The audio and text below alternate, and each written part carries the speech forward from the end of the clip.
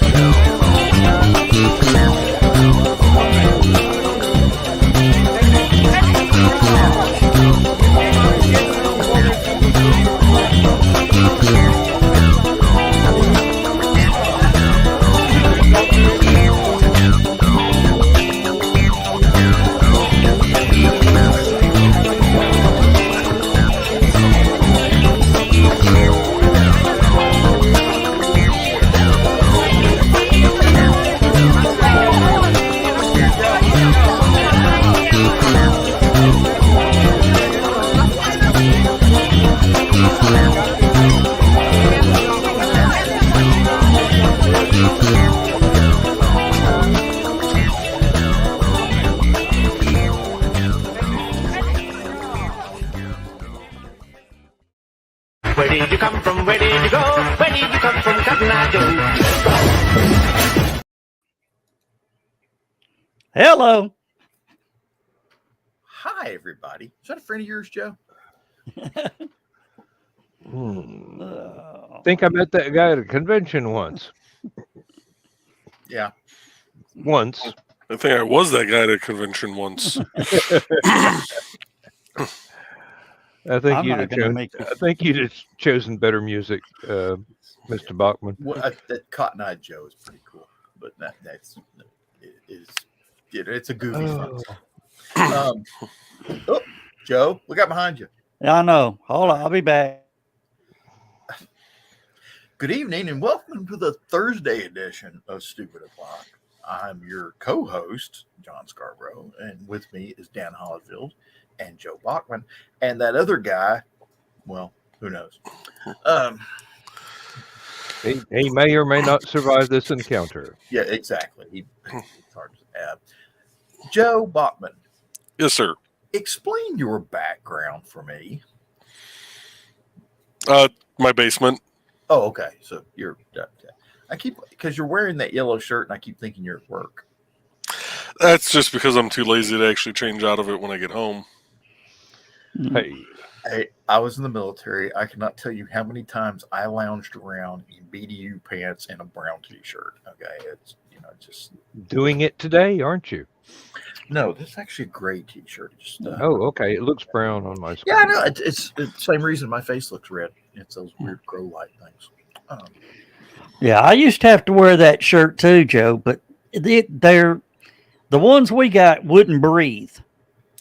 Yeah, these actually breathe pretty well. So Yeah. I mean, I had to actually wear a T-shirt underneath it in the summertime because to wick the moisture away.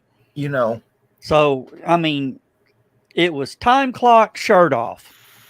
they wanted me to fill out a form as why are you leaving the military? And I guess because I'm old, didn't quite cut it, but um, and they wanted reasons why you didn't want to continue a military career, and one of the reasons was reflective vest and reflective belts. It's just that's ridiculous as hell. You're wearing a camouflage uniform, but they want you to wear a reflective belt. Okay. defeats the purpose just a little bit. Now I can understand Theory. if you're on a post and everybody's wearing camouflage uniforms, they're afraid you're going to get run over. So they want you to stand out a little bit. But of course, if there's a sniper or somebody spotting for artillery, um, I'm smart enough to stay out of the way of a vehicle. Mhm. But, making yourself a pop-up target just doesn't appeal to me. So one of the things that when I worked at NDOT that safety wanted us to wear if we were working at night were these little reflective leg bands, all about yay big, yay wide. And I asked the safety director once, I said, why do we have to wear these? CYA. He goes, well, make you more visible at night. I said, Jim, I wear a 5X vest because I like the vest to be kind of loose. Right. So I wear a 5X vest. I said, all those little leg straps are going to do is make them look down and go, what the hell is that? And then I'm going to get hit. Well, if they don't notice a 5X vest crossing the street, they should not be driving. If you're walking, the ankle lights blink. That's the idea. It's get movement gathers people's attention quicker than bright colors. Yeah, problem is most people in this area swerve towards the movement. And John, night vision picks up the IR picks up that reflective stuff real good. It's kind of weird. We were playing around with some night vision goggles one night at this one, and we're just walking around getting used to them because there's several different ways to wear night vision. Okay, they got the headband thing that goes on your head, and then they got the helmet mount that pops down in front of you, and then they've got the new one, the 14. You can actually mount it on your weapon behind the sights and look through it while you're running around. And whatever sights, they've got all these neat whiz-bang sights that you can switch them to infrared mode so that you can see the reticles through the sights at night, which is pretty cool. But a bunch of our guys in the National Guard were wearing new BDU uniforms, which they're treated with a chemical that it's an IR deadener. You've heard of fabric brighteners, color brighteners in detergent. This is exactly the opposite.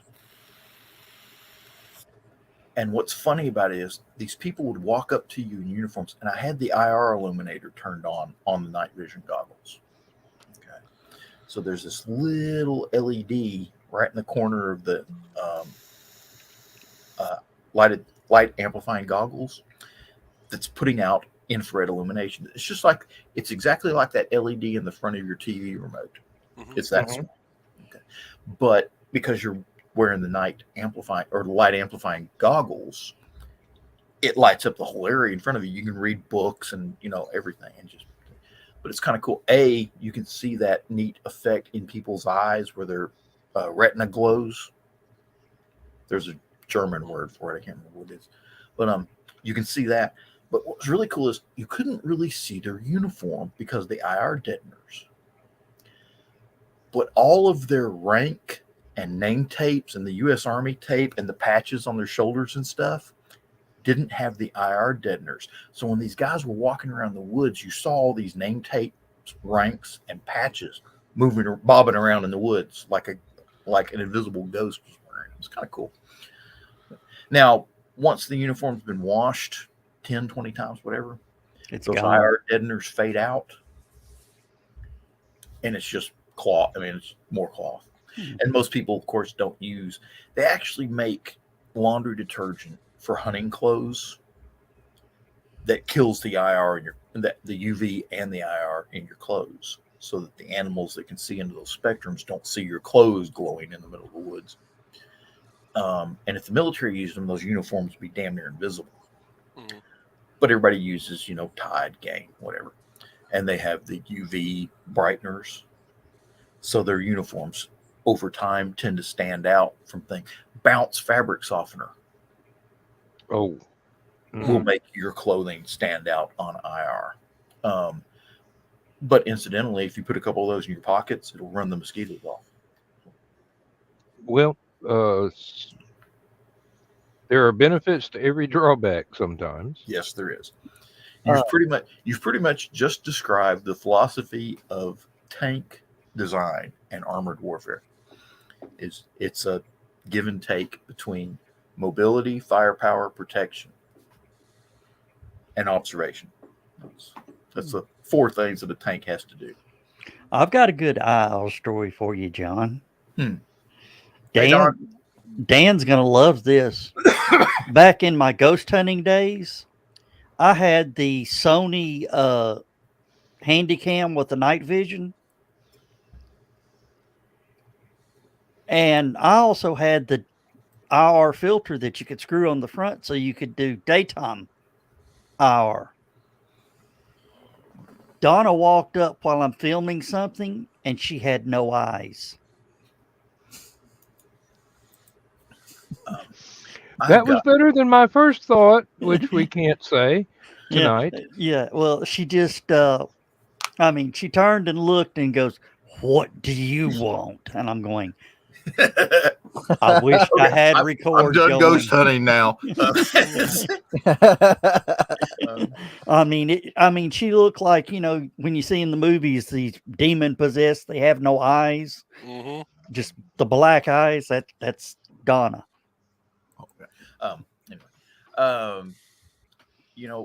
When we did night operations, everybody's wearing night vision. You've got the new uniform has these little IR illuminators on it, and you're supposed to uncover them. And everybody forgets. But one of the things we used to do is they have infrared chem lights, the glow sticks. Yeah. In infrared. So you pop one, put it on the back of your helmet, so everybody know where you were. You wouldn't accidentally shoot your own folks. But what was really cool is they've got this thing called a VS-17 panel. And it's about 4 foot long, 3 foot wide when you open it all the way up. And it's used for marking landing zones and, marking anything that needs to be high vis for aircraft and such. One side is fluorescent orange. The other side is this bright, I don't know what, it's some just weird design, pink color. Hot pink. And in bright sunlight, it hurts your eyes to stare at this stuff because of the way it reflects. It reflects on every space. It reflects UV light, infrared light, white light, just everything. And if you take one of those infrared chem lights and lay it on the pink side of that VS-17 panel, they say that aircraft can see that thing from about 20 miles out. It's that, if they've got night vision. Wow. Which most military aircraft have the capability of using night vision. So. I used to use those I had a tube of them, the 8-inch long ones, that when we'd go on ghost hunters, we would actually put out those chem lights around big rooms so we could light the whole room. And the thing is, with chem lights, that's a big advantage when you're doing stuff like that. No electricity. Yeah. So the ghost can't fuck with your lights. Yeah. Woo! We're gonna make the lights blink. What the fuck is this shit? It's What's wrong with my spectral powers tonight? it's Kim Lights, Ghost Bitch. It's new technology that you didn't have in your day. You know, I have a theory on ghosts. In the last 100 years, business fashion hasn't really changed that much. Most people that go to work are wearing suits, ties, nice clothing, stuff like that. And there have been minor little differences, but you wouldn't really notice it if someone in a 1920s business outfit was standing on the side of the road in the 1920s business outfit. The only thing that might throw you off, they'd have a hat. That's about it.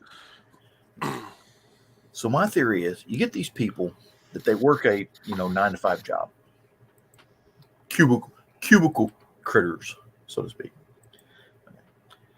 They wake up, they do their shower, they do their breakfast, they go get their stuff together, go out, jump on the bus, wait at the bus stop. They jump on the bus, get off the bus stop at their work, walk into work, sit in a cubicle for 4 hours, go on a lunch break, come back, sit in a cubicle for another 4 hours, punch out, jump back on the bus, head home, sit around, watch TV, whatever, go to sleep. Yeah. And when they die, they don't realize they've died. So the next morning, they wake up, get their shower, eat their breakfast, get dressed, go out, jump on the bus, get off the bus, go sit in the cubicle for 4 hours, go on a lunch break, sit in the cubicle for another 4 hours, clock out, jump on the bus, go home, spend the rest of their evening. And they don't realize they've died. They just same routine. They got so used to that routine, they're still doing it to this day.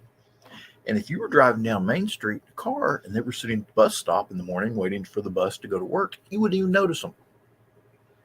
Just because some guy in a business suit with briefcase going to work. Hey, nice hat. That'd be it. That'd be the only way you could tell it was a ghost. Mm-hmm. Either that or it'd be a briefcase floating around next to the bus stop. One or the other. So.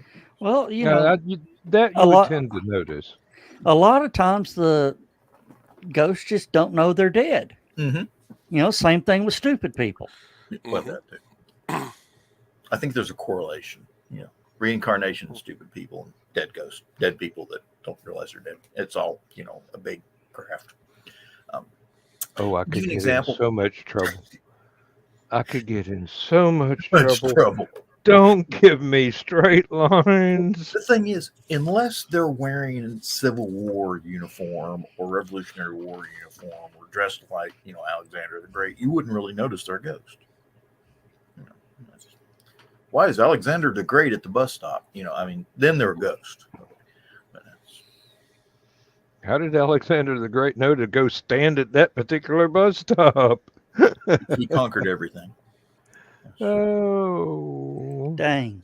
I'm going to conquer this bus stop and name it Alexandria. Used to, these toys had the little screws. You could take them out and change the batteries. Yeah. Not anymore. Batteries are dead. It's dead. Well, now, wait a minute. There should be several little clips that if you know where to poke a knife blade, you can open the sucker up. No, it's glued. Oh, is it glued? Yeah, it's glued. You can see it's glued. Chainsaw. How many of them do you have? This is the only one I got. Oh, well, never mind. If you had 2 or 3 of them, you take a hammer to one, bash it open, figure out how it's glued together, and then cut the rest of them open, and you're good to go. Unless you just really want to cut it open for the heck of it and then maybe glue it back together. So, that requires some toy surgery. My mom had foster kids. I've done so much toy surgery. I have tools just for fixing children's toys. Me too.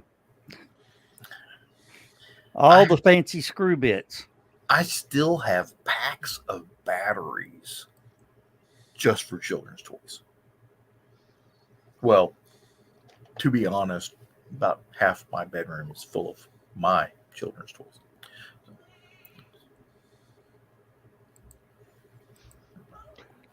Most of my toys as a child did not require batteries, just an extremely powerful imagination.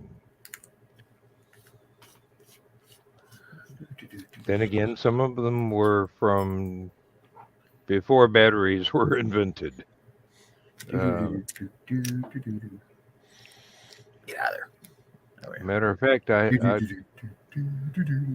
used to have one that belonged to my dad when he was a kid. I mean, it was before electricity was invented. Discovered. Let's say that. In use in a typical domestic environment.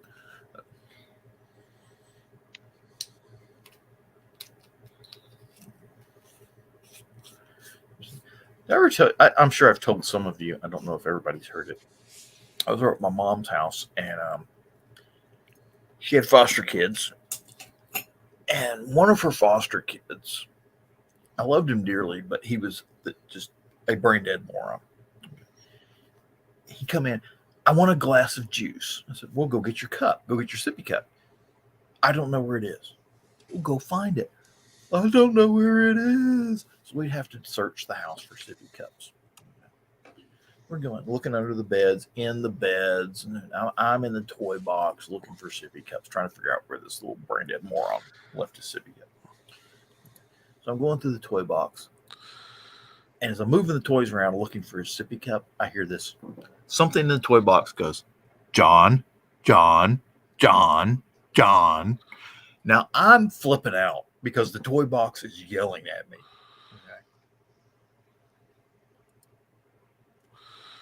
Okay. And I dig around. I finally find out what's making the noise. Somebody had donated to these children.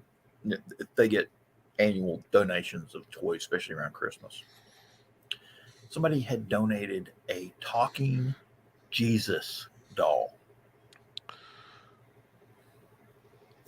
Little button on the back. If you hit the button, it quotes Bible verses. Okay. I've still got it here. And the thing was, something was pressing the button, and it was starting to quote John 3:16. For God so loved the world that he gave his only begotten Son, that whosoever should believeth in him shall not perish, but have everlasting life. Well, because the button was held down, it wasn't just pushed. It kept starting that verse over and over again. John, John, John. And what's funny is sometimes I can actually get it to do that still. So Jesus talks to you. Had I come across that, I kept he would have been nailed to a cross for a second time. That's what amuses me about Catholics. They believe Jesus is coming back to claim them all, but they keep little emblems of him nailed to a cross. Do you think he's going to want to see that when he comes back?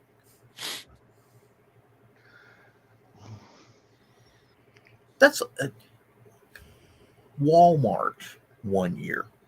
Okay, had a set. This was back when they sold rifles. I think they still sell rifles, but they had a sale on hunting rifles. You could buy a Remington Model 70 30-06 hunting rifle for the Martin Luther King birthday sale. Way to go, Walmart.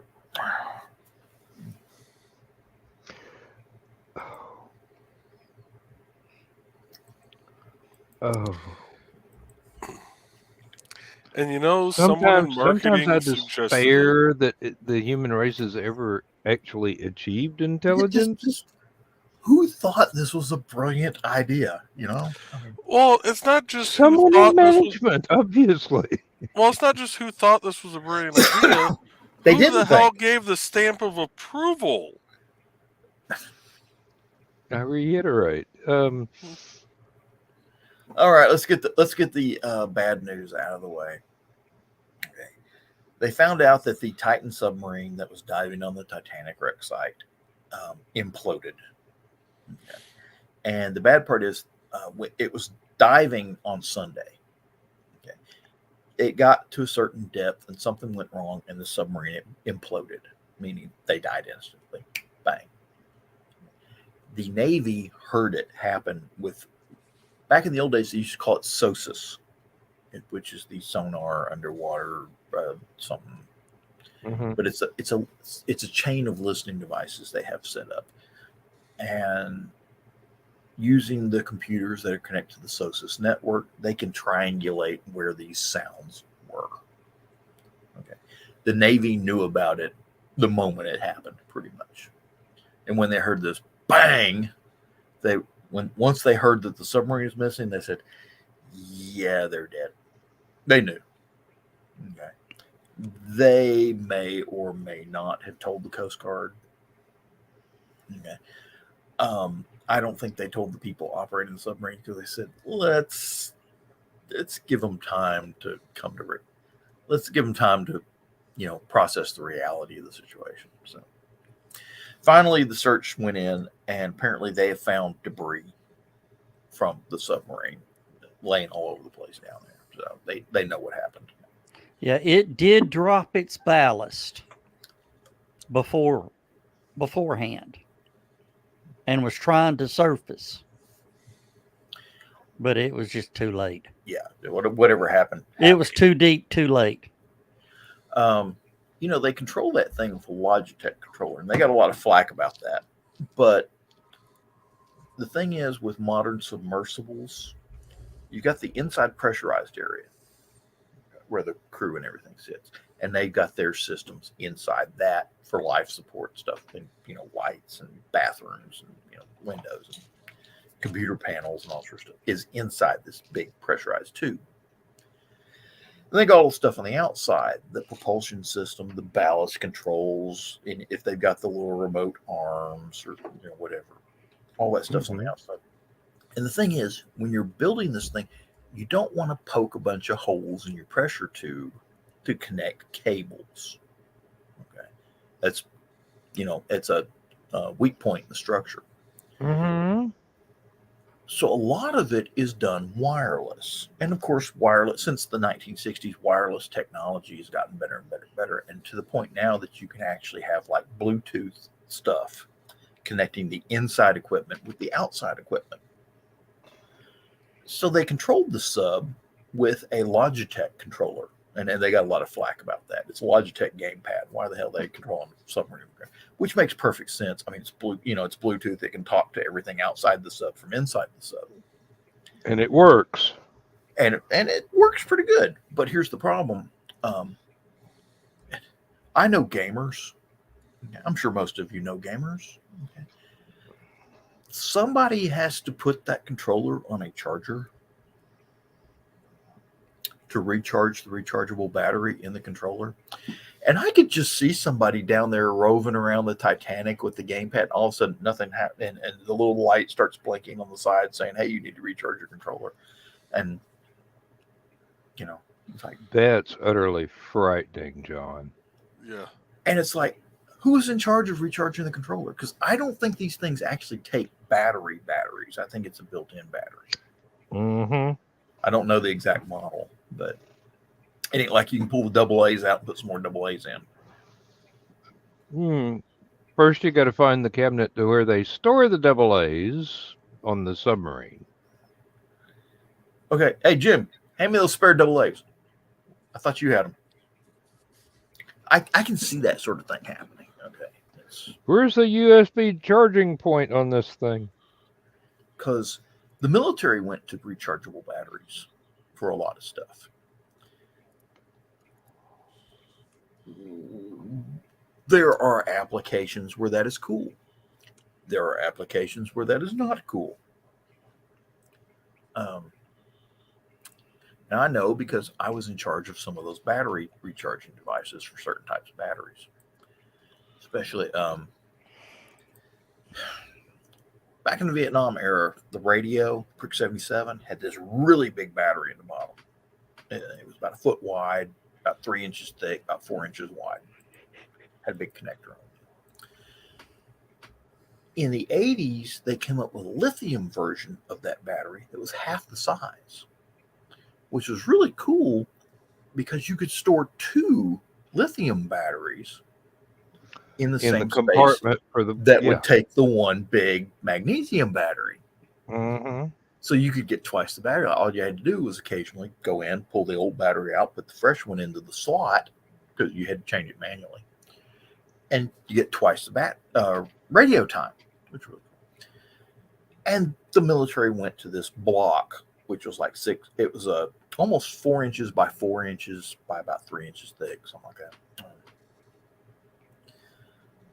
But they went to this block, and that was where the rechargeable battery was. It was based on that same battery. And it was pretty cool, especially for things like minesweepers, because you're going to be out there for a long time. Okay. So you would have I do not want to be the guy in the middle of the minefield getting on his walkie-talkie and going, Bobby, could you bring me another battery? There's a procedure for that.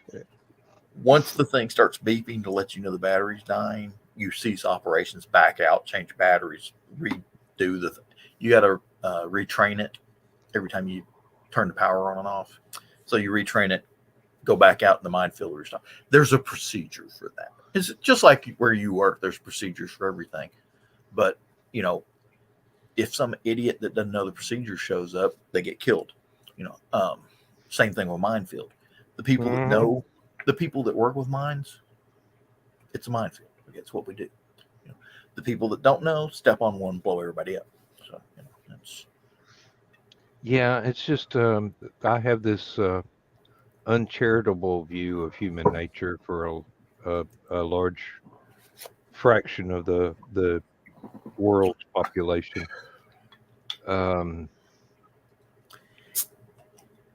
Remember, I am from a generation to where when the color TV camera started going haywire on the moon, one of the astronauts hit it with a hammer.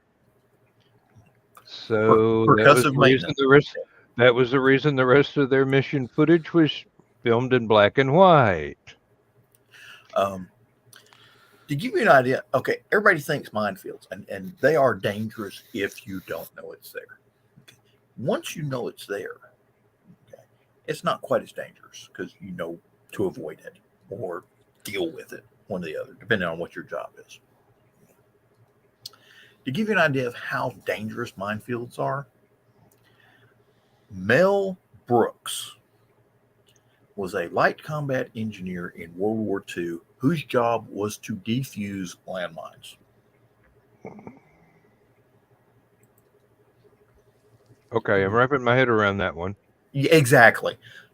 And he's still alive. I mean, so he's supremely intelligent, but never struck me as being particularly graceful or adroit. You ever wonder why he's got such a great sense of humor? Because he used to defuse landmines for a living. I mean, trust me, once you've done that and survived, you've got a great sense of humor. Because everything else after that is trivial as hell. Mm-hmm.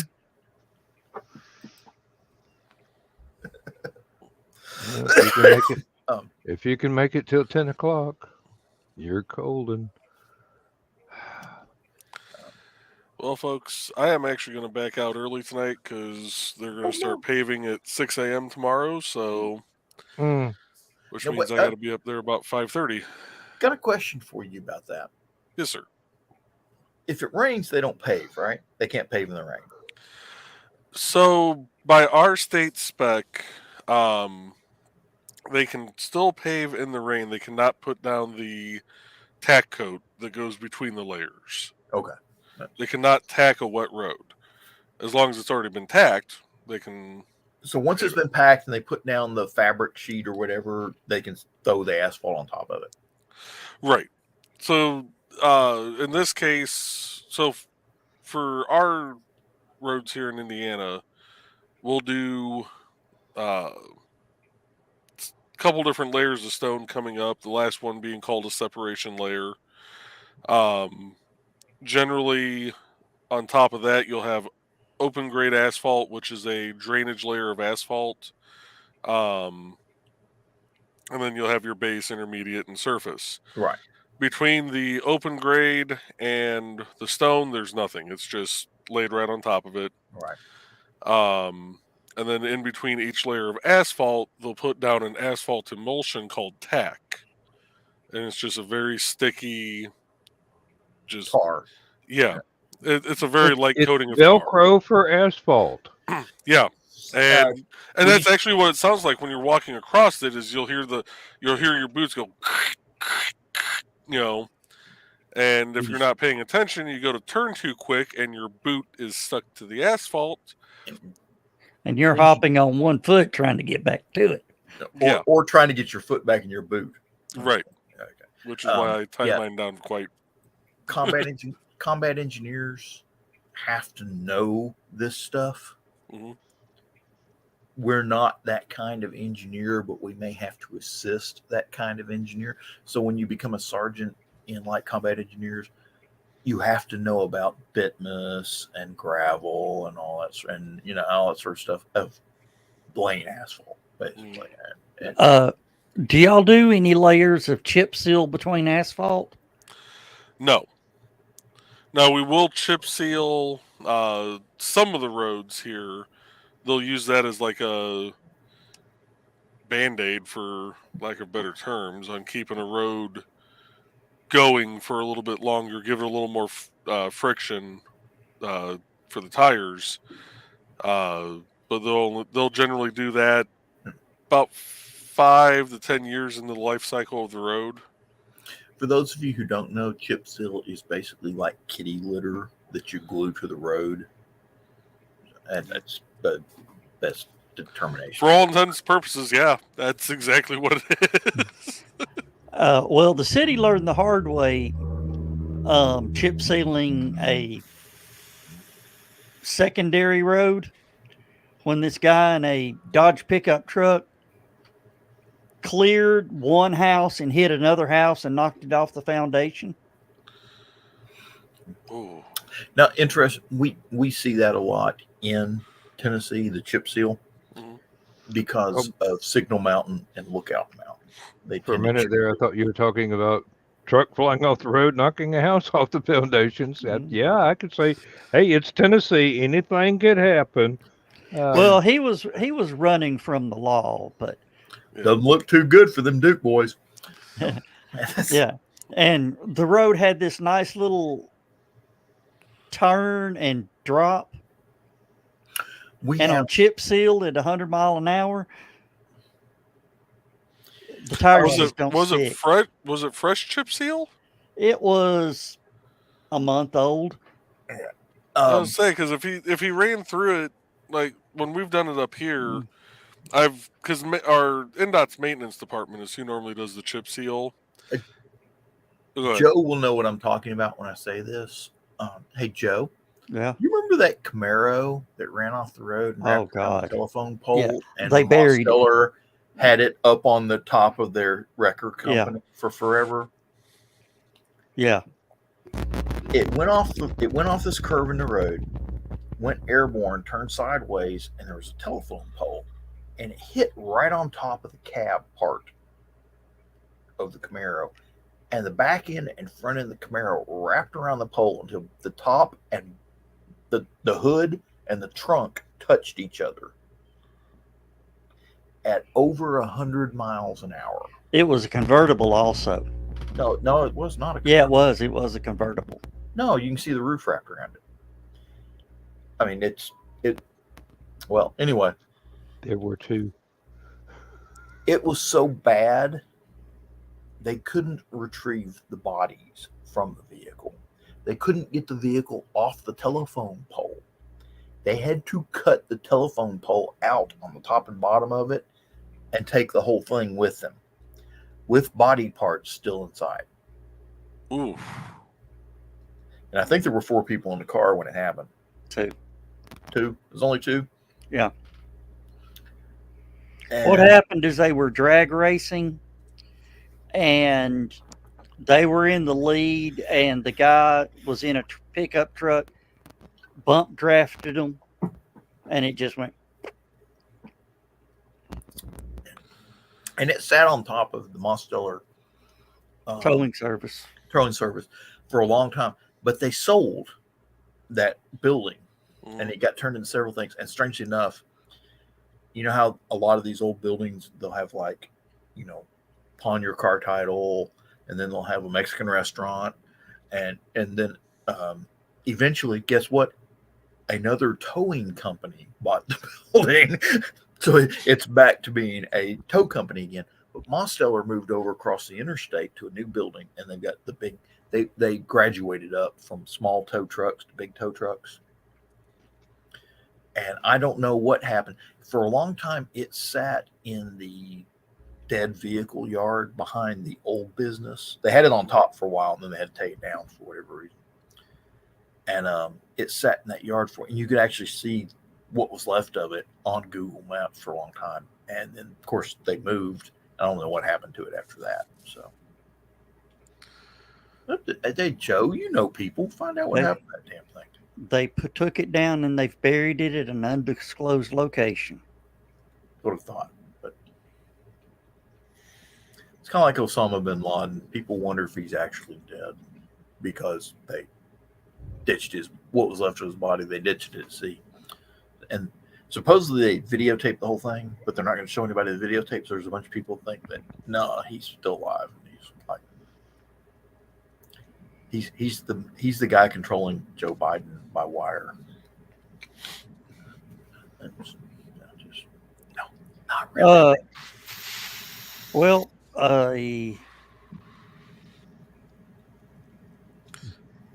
I'm just going to put the whole Google search into the Stupid O'Clock page because Really? there's pictures and stories. You do that. All right. Well, folks, y'all have a good night. You have a good one, Joe. Good night, Joby. See you guys later. Night, Joe. All right. I'm going to throw my thing up. Joe, I'm going to punch the button. You bring it up. And Give me just a second. Okay. Or are you doing something? If you're doing something, do something. But we can wait. Okay.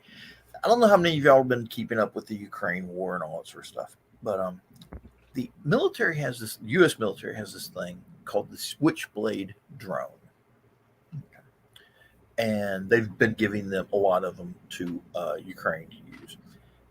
It's a light anti-armor weapon. And it's a little tube, looks like a small mortar. And you get out there and you run the controller and you launch this thing, soft launch it. You fly it out, you find the tank, you fly it into the tank.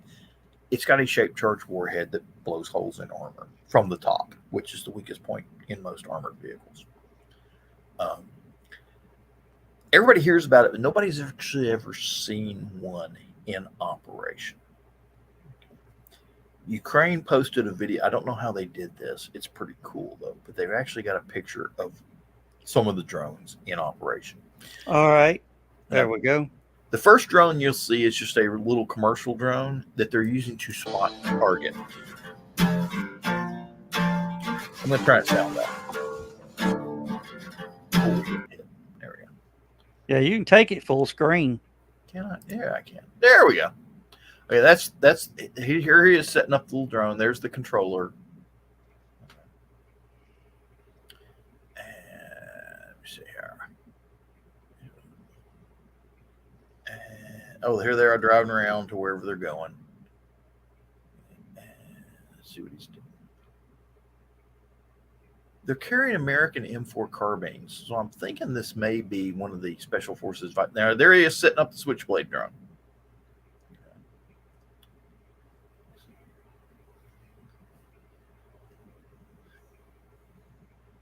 What you're seeing here is probably the whole operation. You're seeing them set it up. They don't find a target to launch it on, so they move to a new location. There he is setting the whole thing up. Oh, there it went.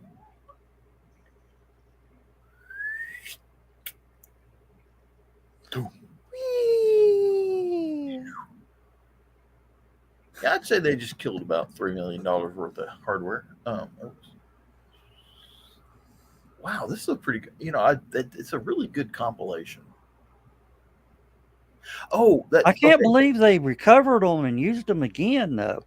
They don't. You're just seeing several hundred of them being fired. So, whatever. But But that's pretty cool. The only problem with it is it's widescreen, and because you posted it on whatever that was, the FaceTime or whatever the hell it was, it's this instead of being this way, it's this way. So that's I really wish they could have fixed that. You know why they can't do that feature? You think these idiots would figure out that not everybody's on their cell phone. Uh-oh. Hey. Hi. I'm not touching it. It's Rich. Hi, Rich. Hey, Richie. How you doing? That was the longest and shortest 2 hours I've ever spent. Proctology exam? No. The realtor was really nice. He knew my father, so he had actually been drinking on the property with my father numerous times. My father used to do, HVAC stuff for him on the side all the time. When he tore his ACL, my dad actually plowed his driveway for him. So he was pretty good friends with my pops. So we were discussing the sale of this property because we're getting to the end of everything. So we will be ready to actually sell the property in the near future. So we might be able to get a really nice amount out of it, more than I thought. There was someone across the lake selling a $1.1 million home. Someone wanted to give that person $600,000 just so they can tear it down and build it anew. And the people were like, this is a 6,000 square foot home. 600,000 is not going to get us 6,000 square feet anywhere else. We need that number to come up a little. Maybe not up to the 1.1, but we need that to come up a little. So with people willing to sell or to basically buy $600,000 lot that they still have to tear the house down on, tearing my dad's house down wouldn't be nearly as difficult because one, it's only about 2,500 square feet, and two, it's wood construction instead of all brick with an indoor pool, which is what that 1.1 million across the lake is.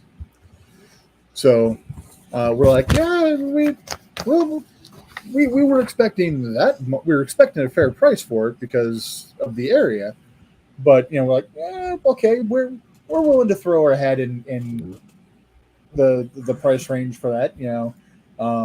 Everyone can pay off all their current debts and live quite comfortably. But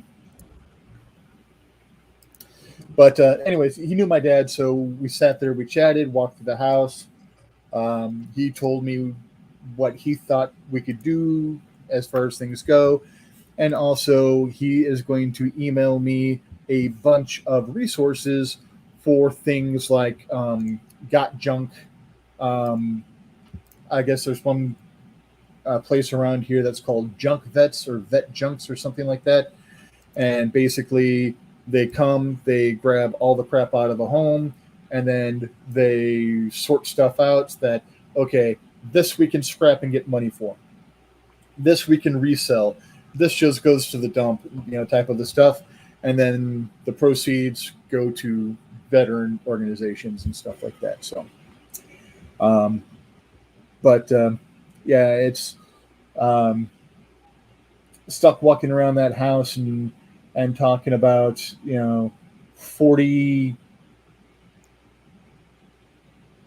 45 years of history in that house.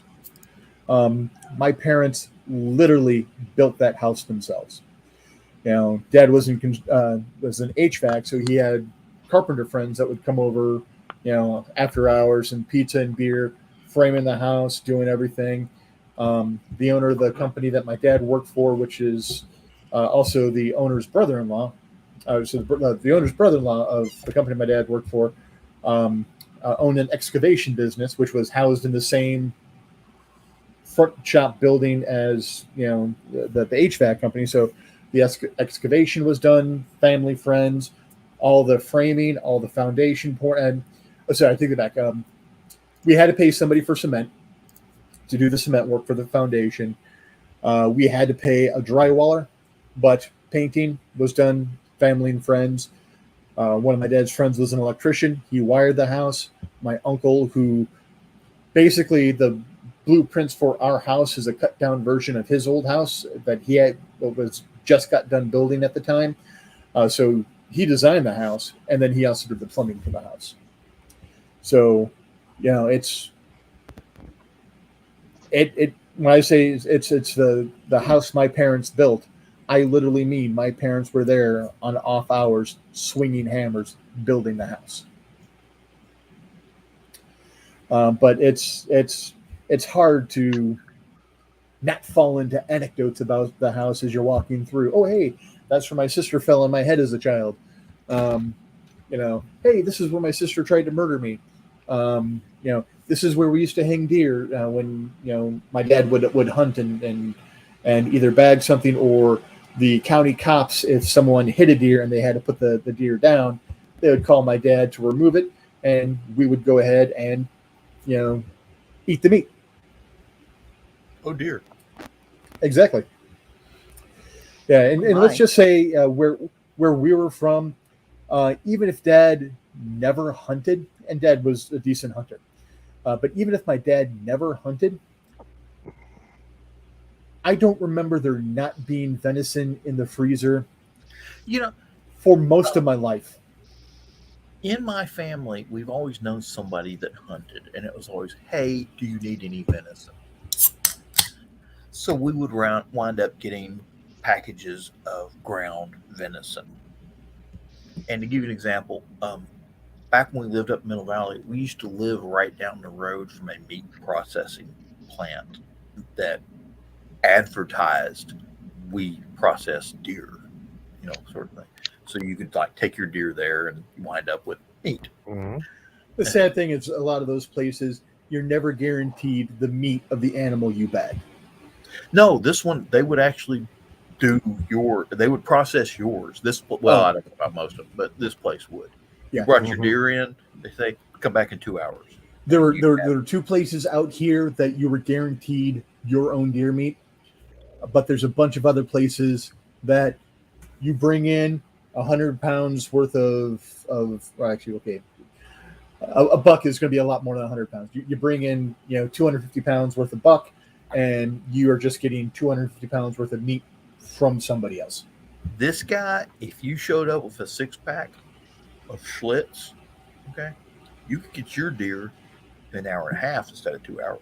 So that's how good this place was. When my dad stopped hunting, the garage caught fire. So That's a hell of a side effect.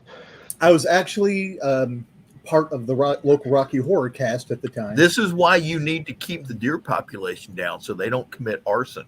Okay. So my parents went out to a wedding, and they went out to breakfast after the wedding, which they never do. Came home. I was at Rocky Horror. I didn't go out for breakfast, which I normally do, and came straight home. So the window was a lot narrower than it could have been. The load leveler pump in the station wagon refused to shut off sometimes, and there was an oil leak. Well, my dad's from backwoods Wisconsin. What do you do with oil leaks? Throw sawdust on it. So a load leveler pump that wouldn't turn off overheated, threw a spark, hit the oily sawdust. Uh-huh. You know, this is why you use kitty litter to clean up oil. Okay. So the insurance adjuster that came out to take a look at the damage and do all the processing and everything like that was a hunter who lived across the lake. And he was always sick of going to certain places, paying a lot, and not being guaranteed his own deer meat. He found out that because he looked up on the wall, saw that there was a head taxidermed with the paws hooves, and Dad's bow on it that Dad actually bagged that deer with. And he's like, "Oh, you hunt?" Talking, and yeah, we process too. And he's like, "Really?" So from that day forward until he stopped hunting, every deer that he bagged, he would bring to us, and we would process it for him, and he gave us half the meat. Cool. You know, you just gave me a business idea right there. 'Cause only problem is I have to buy one of those bandsaws. Mom processed just as nuts. I had a friend, and Joe knows him, Mitch Lashman, and his Oh. family. Yeah. And his family, were contractors. They did they worked on houses, carpenters, and all sorts of stuff like that. It's kind of fun. His shop, where they did the work for them, they had a shop with saws and stuff like that. Their bandsaw in their shop, they bought it from an old butcher shop. It was the bandsaw they used to cut through all the bones on all the carcasses and stuff. Yeah, if it'll cut bone, it'll eat wood like Yeah, it'll eat wood like it's nothing. And it's butter. the only difference, I mean, it's a bandsaw. The only difference is the blade, basically. It's just a big deal. But they, strange enough, his mom, somehow or another, this butcher shop went out of business, and his mom owned an antique store. They had the scale.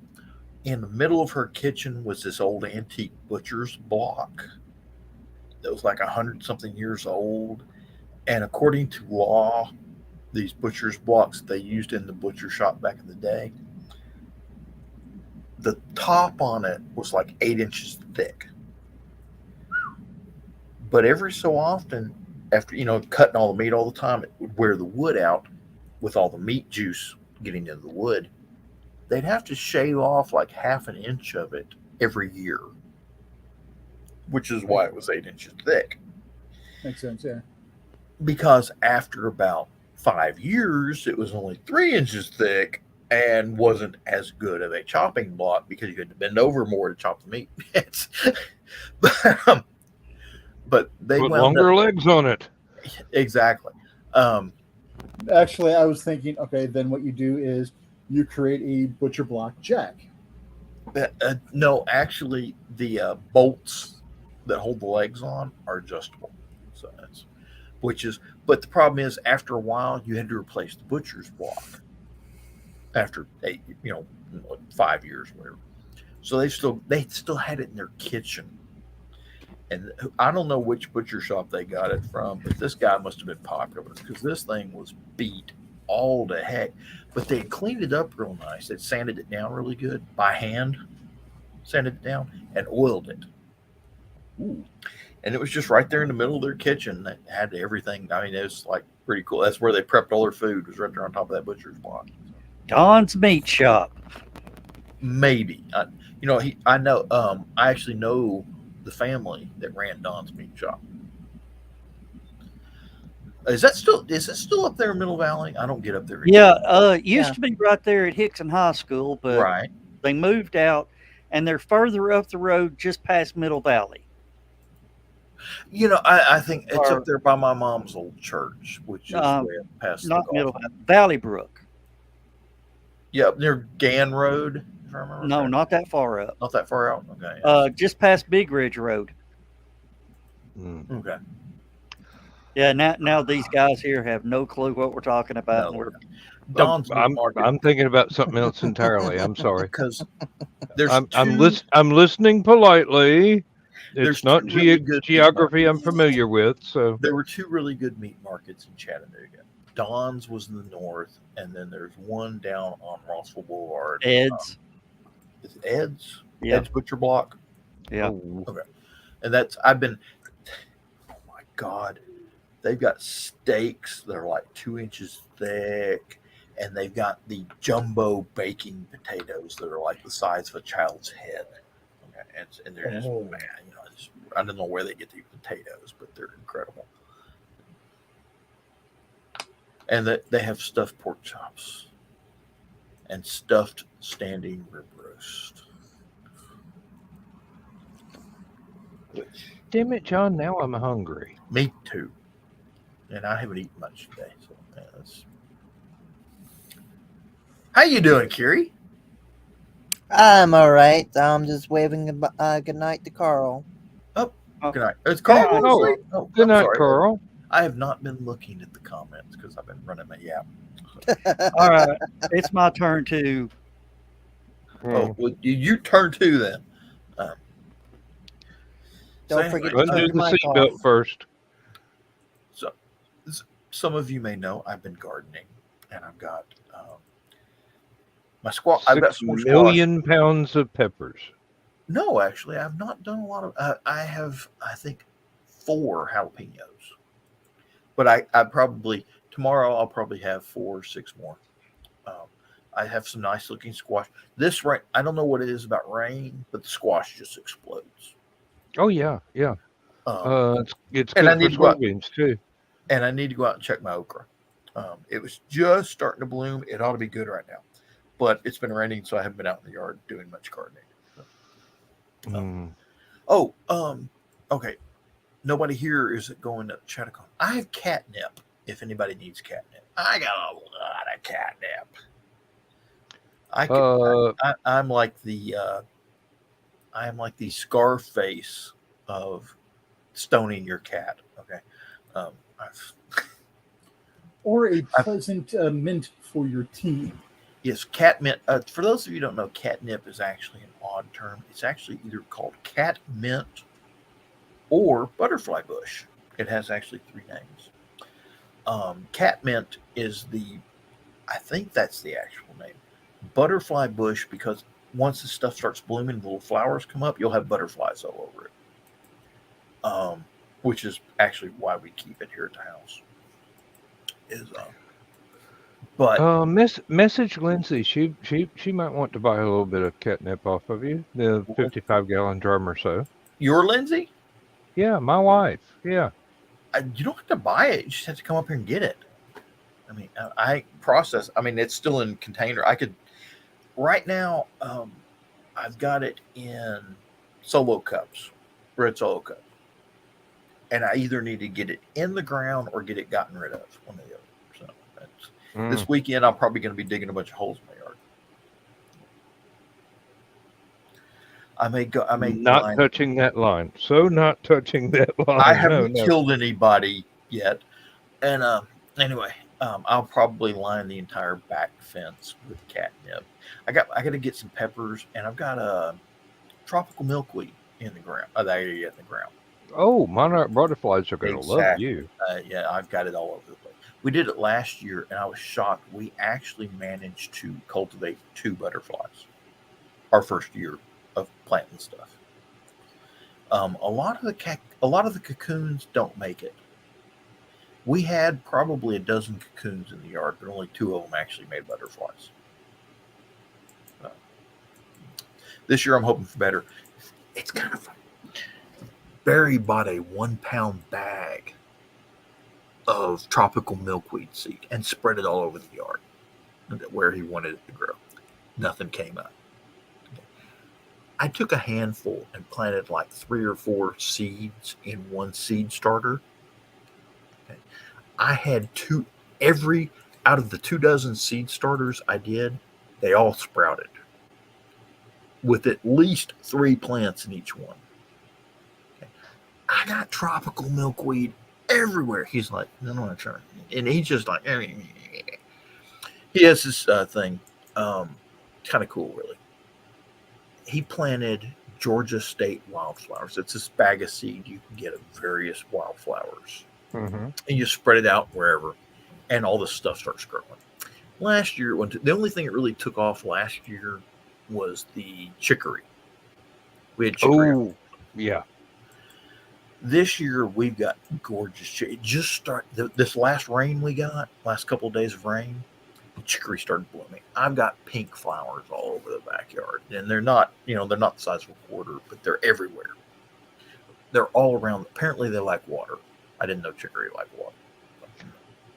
Mm-hmm. But apparently, wherever there's water in the yard, this stuff's growing like crazy. So we got that on. We've got I'm trying to remember what it's called, Indian blanket something.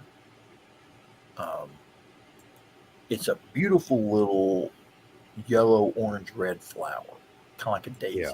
but more petals. Yeah. And we got lots of daisies. And we had poppies come up. I didn't realize that was a Georgia native wildflower. I'm walking in the yard. Of course, I'm big on that military trivia. So, Flanders Field poem and stuff like that. Yeah. I'm walking through the yard. I look over and that looks like a poppy. I go over and look. It is a poppy. We got poppies in the damn backyard.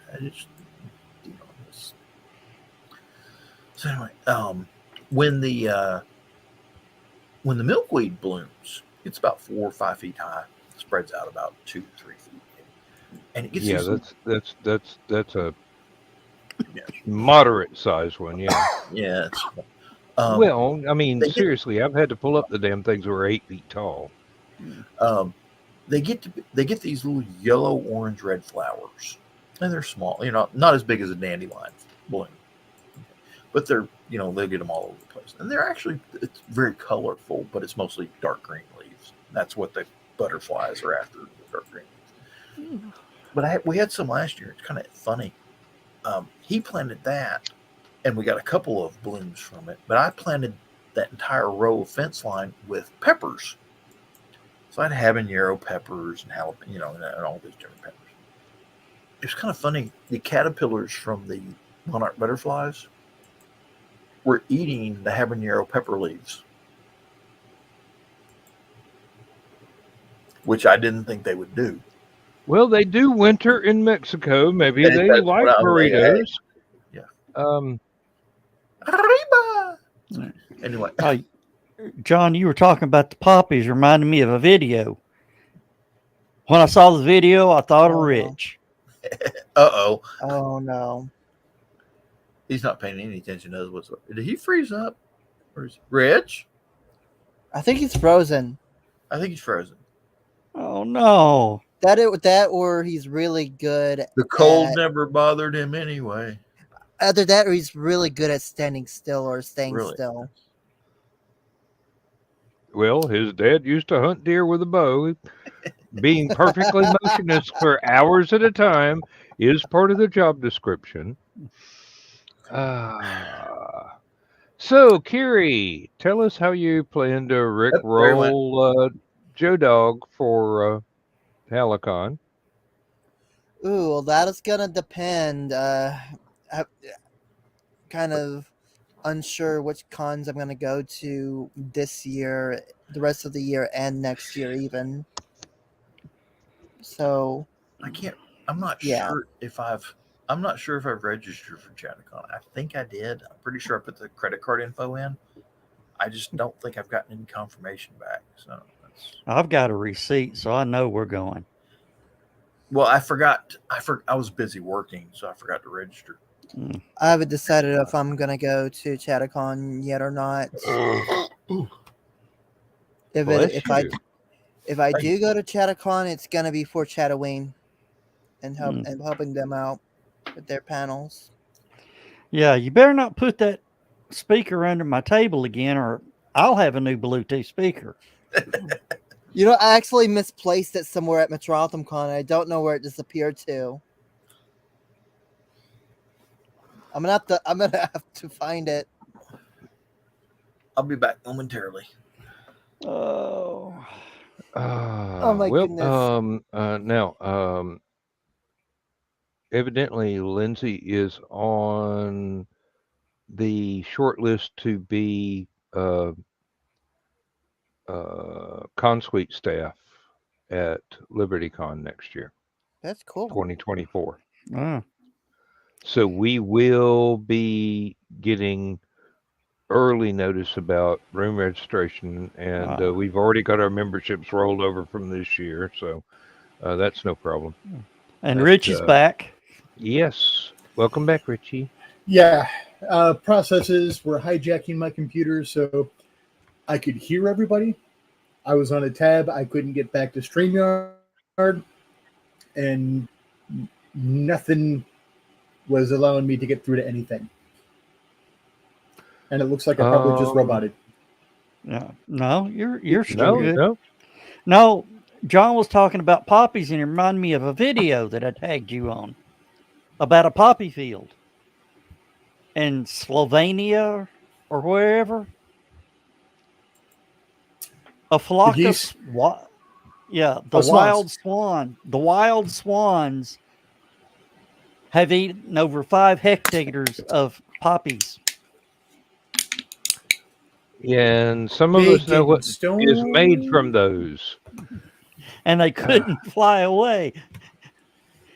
Some of those are prescribed things that are made from those. Yeah, and the yeah, so some of those swans and geese are going to wind up as a Christmas dinner if they don't figure out how to move again soon. Yeah, well, they they had to have a special permit to remove them, and they went in and literally picked them up and carried them out.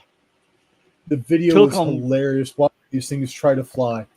Getting yeah. maybe 6 inches to a foot off the ground and then just crashing horribly. Other people will probably be looking at me thinking, why is this man laughing so maniacally and filled with so much glee at watching swans crash? It, Oh, I enjoyed it. I enjoyed it a lot. My wife probably would have been like, Richard! But they're not sure if once they go through detox they won't come back. They have to move them pretty far away to make sure that they're not coming back. But then again, maybe they were so high their time there, they won't remember the way back. Dude, I think it might have been north. Where are we now? We're north. Okay, we're there. No, Driving them around in a van for 6 hours, not letting them look out. One thing I've learned from the canal boat videos over in England is that most people are convinced that swans are evil. Rich will prove it to you. They will chase you down. They will.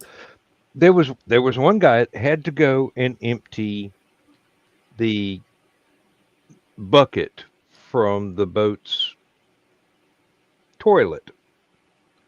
There was a swan parked right outside the locked door to the facility where you're supposed to empty these and rinse them out and clean them up and take them back to your boat.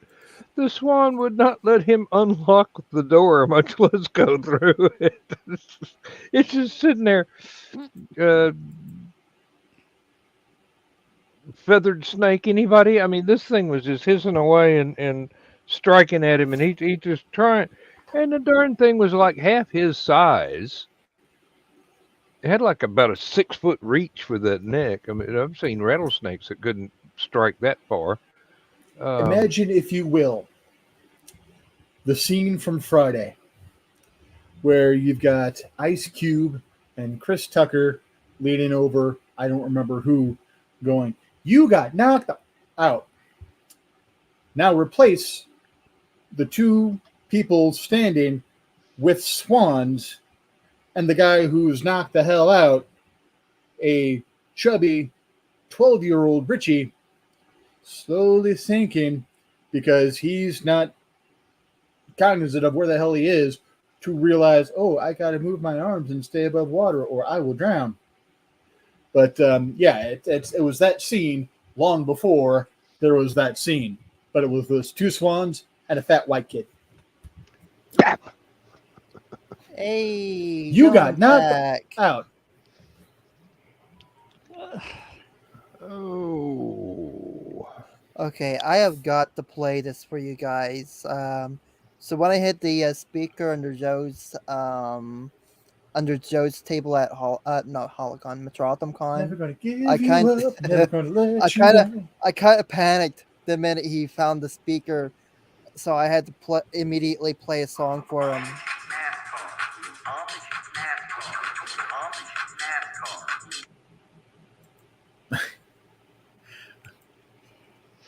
You're gonna get us banned You know we can't play music on this show because unless it's mine. Facebook's robots will, Nazi robots were Nazi robots from hell. I like that. Nazi robots from hell. Dan, there's a title for a book for you. Facebook's Nazi robots from hell. Yeah. Oh, have you heard? Elon threw down the gauntlet. Uh-oh. He goes, "Hey, Zuck, cage match." Zuckerberg replies, "When and where?" Ooh. Everybody's going, "Be careful, Elon. He's trained in jiu-jitsu and all this. Got his, like, 3rd-degree black belt jiu-jitsu." And he goes, "Yeah, but he didn't grow up street fighting in South Africa either."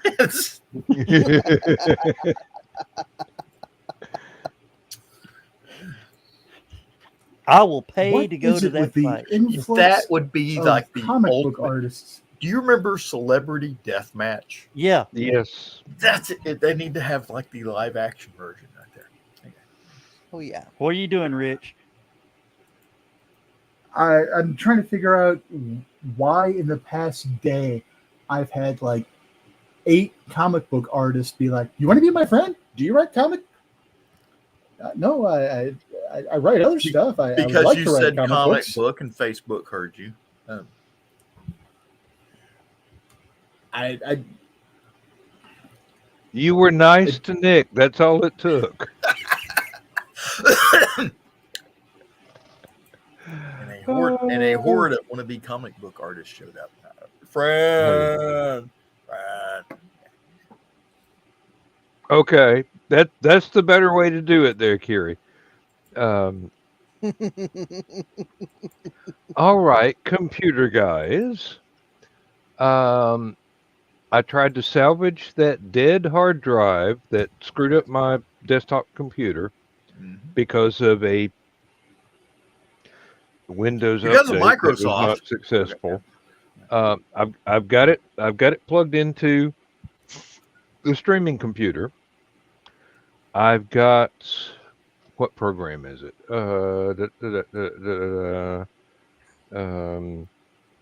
Partition Wizard, working on it right now.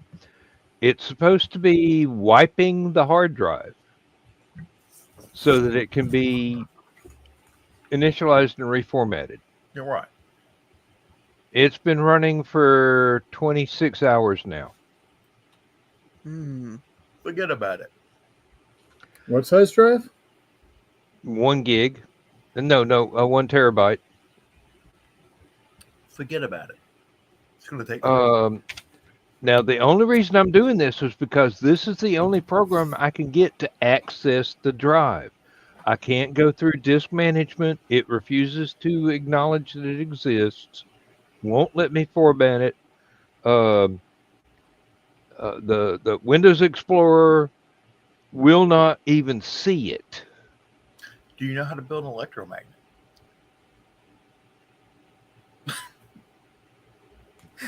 I grew up on a farm. My dad worked in Oak Ridge. I can build a lot of stuff.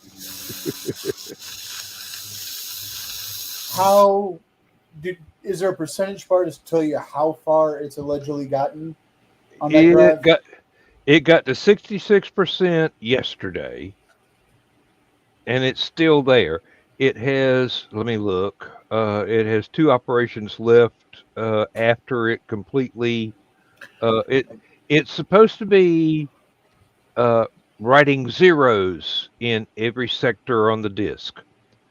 The operation is called wipe partition/disk, and it's still at 66%. And this is 7 out of 9 pending operations. The first 6 went in like an hour. And it's just right here on 66% and still there. Sounds like it's still scrubbing the hard parts of the disk. I'm thinking so. I Googled it and it said sometimes this can take 24 hours. Easy. So I'm already on 26 hours. It's no big deal. I leave that computer running all the time. You've got a 1 terabyte disk drive, and it's going to take. And the thing is, if I'm not mistaken, I may be wrong. Rich can correct me on this. It's the small files.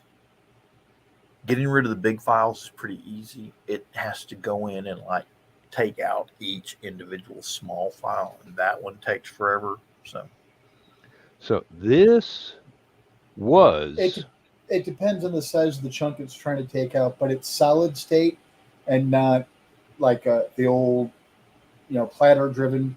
So the solid state drives don't have to sit there and go, okay, this piece of this file is here, this piece is here, that piece is here, like it is on a traditional mechanical drive. Right. You don't have to defragment. So that's why. Yeah. Right. But even deleting is because it's just putting information in the most available spots. Sorry. Tilt your chair slightly to your left. Okay. Yeah, stop there. Okay. Oh, wait. Oh, sorry. Wrong button. There we go. That's yeah. Okay. I keep forgetting the main and the fan can cause quite a bit of amusement. I'm easily amused. What can I say? But one of the problems with this is it was the boot drive for Windows on the other computer. Let me do this real quick. So it's going. We're not programmed to boot from this drive, but we're not programmed to show you this drive so you can format it. So I had to pull out this. I had to move Rich because the long-haired people are on the bottom of the screen, and the people with the beards are on this side of the screen, and the people without beards are on that side of the screen. So yes. Hey! I've only had short hair for a week now. It's welcome to the club. Okay. My hair was longer than Kiri's last week. Damn hippie. Although mine didn't have a color, it was more the printer ran out of toner before it finished printing. But well, no, white is all the colors. You have all the colors. Well, I heard that at you. Sing a rainbow. No. I was just thinking. Well, the little girl that cut my hair did show me the back of my head with a mirror, and I'm going, Captain Picard look is coming real soon.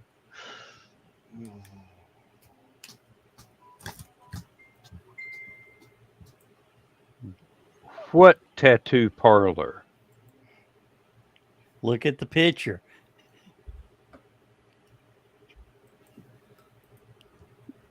You don't move that fast, Joe.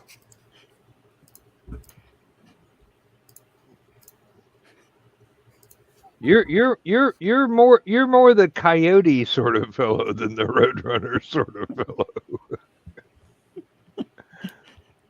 Dan hasn't looked at the picture yet.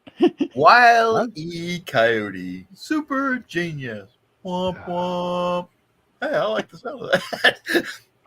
I'd almost get a tattoo for that. Oh. Okay. First rule of getting a tattoo: they don't always turn out the way you envision. Missed would kick my ass just for knowing that tattoo parlor exists. Have you seen the one of the guy that got the X-wing fighter on his arm? No. Had this. It's a rebel tattoo with the X-wing fighter on it. But when his arm is up like this, it's a cool looking tattoo. But when he puts his sleeve back down, it looks like a cock and balls hanging out from underneath his shirt sleeve.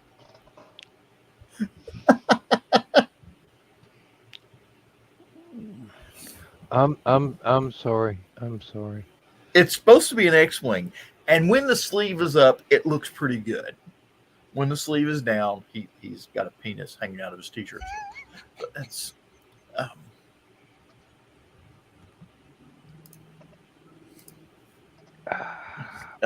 I just so y'all know, I'm not hallucinating. No, we believe you. We believe you. We don't want to say. We don't need it. Okay, just for the record, do not type in a search for X-wing penis. Okay. Like that's gonna stop us. Yeah, it's. Oh no, well, it's It's stopped me. definitely going to stop me.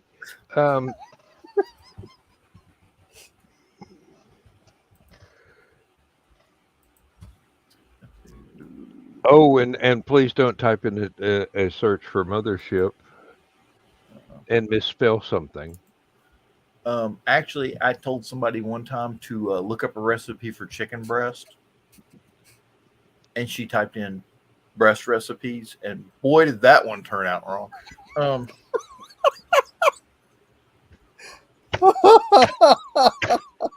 Hey, check your spelling when you're Googling up grandfather clocks too. Yeah, there you go. Welcome to the world of dyslexia.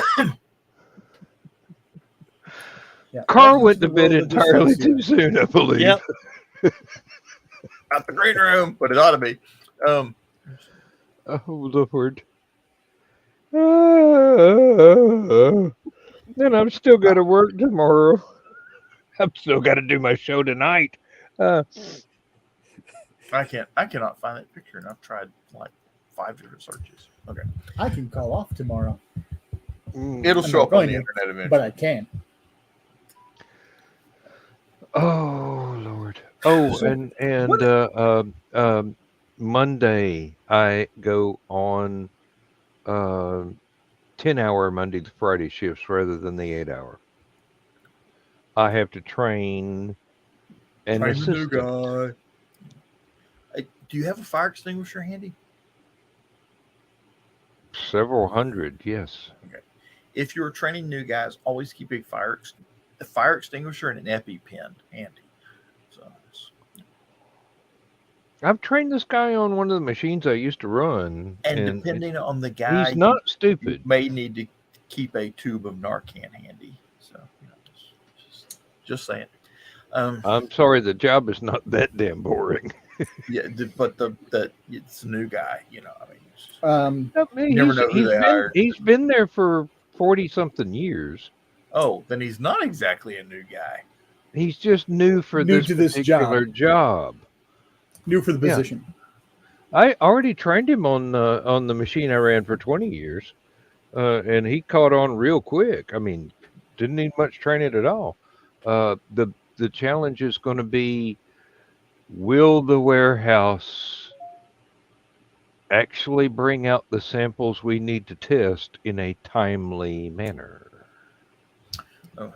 Otherwise, we just got to stand there and go, well, we would be doing something, but we're depending on the kindness of strangers. Do any of you know first responders? Yeah. Any of them that work the ambulance, ask them if they've ever had to use O2 therapy. So for psych patients up around here, occasionally they would get to the hospital and people would be trying to figure out why there's this green mark across their forehead. And they were a psych patient who got a little too rough and they needed O2 therapy with the O2 canister. Bap. Bong! Well, no. Slept like a baby. The operative term is kabong. El Kabong. Percussive Draw maintenance. McGraw. Yes. Yeah, percussive maintenance. Yes, you'd be amazed at. You'd be amazed at how many people on the face of this earth I think would benefit from percussive maintenance. You have no idea how many times a hard restart of my brain, not necessarily with an O2 canister, usually applied with several feet of air and pavement. Reset me. Yeah, them bicycles is rough. No, pushing or being pushed off of roofs, falling off of a car that accelerated from 0 to about 30 in the space of half a heartbeat. Not even half a, all of a sudden, I'm like, hey, there was a car under me. Oh, Oh shit, gravity works. Are any of you familiar with an artist, a musical artist known as Graham Parsons?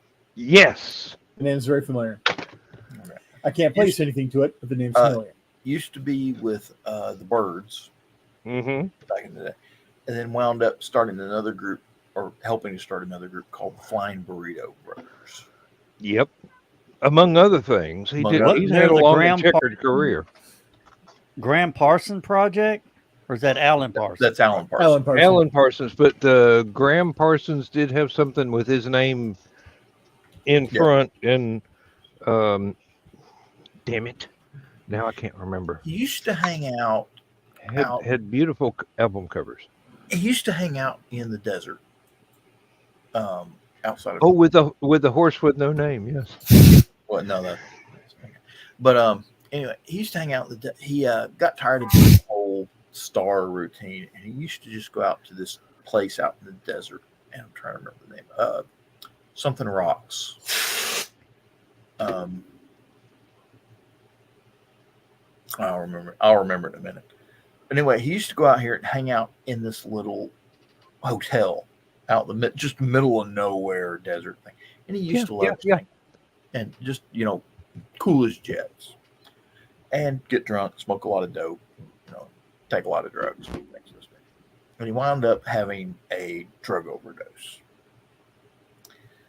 And apparently, this girl who was hanging out with the time decided to give him ice cube enemas to wake him up from a drug overdose. That'd wake my ass up. Apparently it did.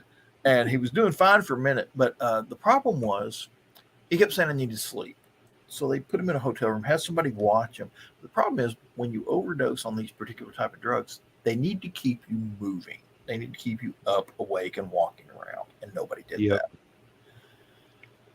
So they let him sleep and he never woke up. He went to sleep and his breathing got ragged, and eventually somebody called an ambulance and they got him in the hospital, and just in time to declare him dead.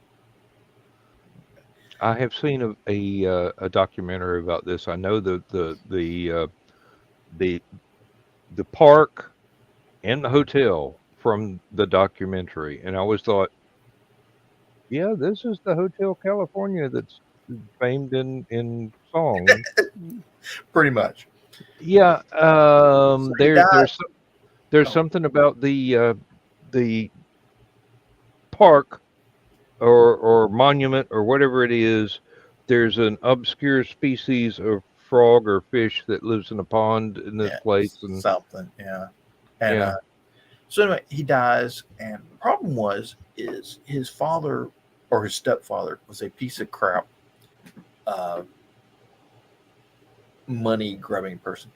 If he could get him buried in Louisiana, that would make him a Louisiana citizen. And under Louisiana state law, everything that he owned would go to the next male heir or something like that, which would have been him. So he was trying to get, his road manager knew what was going on. So they borrowed a hearse. Mm-hmm. Dressed up like bikers, went out to LAX, Los Angeles International Airport, where the body was being stored, getting ready to be flown back to Louisiana, New Orleans to be precise. Went in and told the guy with the body, said, hey, says they changed their mind. They want to bury him here in Los Angeles. We need to get the body. So they were basically trying to con their way. A cop shows up. And the cop's like, what's going on? He goes, listen, we're working overtime. The family called at the last minute. We got to get the body. It's going to be buried here in Los Angeles. He says, we're on the clock. We're overtime. We're supposed to be off right now. He says, and these guys are giving a lot of flack about paperwork. He says, can you help us out? And the cop says, why aren't you checking this? He says, listen, he says, we know, we got to get this body to the funeral parlor today. If we don't, it's going to screw up the whole thing. Can you help us out? And can you help us load? Don't just stand there. Help us load this body into the hearse. Cop says, sure, no problem. So the cop who came out to check everything out helped them load the body into the hearse. They then drove the hearse out to the desert with copious amounts of alcohol. Okay. He said he had a 6-man team helping him steal the body. It was him, some other guy, Jim Beam, Jack Daniels, Jose Cuervo, and somebody else whose name I can't remember. But Evan Williams. Evan Williams, yeah. Drove out to the desert, wrecked the hearse in the middle of the desert on the way out there. Managed to get to where they were going. Pulled the casket out to this rock formation that he used to love hanging out at. Okay. Opened the casket, said goodbye, dumped 5 gallons of gasoline in the casket, and lit it on fire. Because the guy wanted to be cremated and have his ashes spread over whatever this rock was. I can't remember the name of some rock. But to this day, the rock is known as Graham Parsons Rock. Okay. Graham Parsons and the Rumor. It was one of the bands he was in. Sorry, just came to my head. Yeah, I know how that works. When you get old, the facts come when they come. Anyway, apparently it didn't do a complete job of cremating the remains. So eventually the Park Service came out, recovered the body, sent it to New Orleans, and he was in fact buried in New Orleans. But his family, the stepfather didn't get any of the money, but his brothers and sisters did. So that's kind of cool. And here's what's funny. Because of the law at the time, technically you cannot steal a dead body. So they didn't get charged for that. Okay. The only thing they couldn't get them for arson. They couldn't get them for, trespassing in the national park or any of these other things. They couldn't get them. You know what they got them for? Destruction of a casket. That's the and it wound up fined both of them $750, and they had a fundraiser to raise the $750 for both of them. So. Can't make this stuff up, people. It was the 60s. I actually posted a video. I don't know. I can't remember her name, but she does this program on YouTube called Ask a Mortician. Oh yes, yeah. I know. I'm familiar with her. Oh yes, she did an excellent story on this. Celebrity corpses or whatever it was. Mm-hmm. Now you can ask Joe, and he'll if he's ever seen her, he knows what I'm talking about. This woman reminds me of Susan Stringer. Yeah. It's like they could be related. Susan Stringer. Yeah. Well, she reminds me of a cross between Susan Stringer and Abby Shuto. Yeah, I can see that too. Well, she reminds me of a cross between Morticia Adams and Betty Page. Seriously, I'm perverse. I make no secrets about that. I like hot goth chicks. Yeah. Girl. Okay, never mind. Yes, I'm a Rob Zombie fan. What can I say?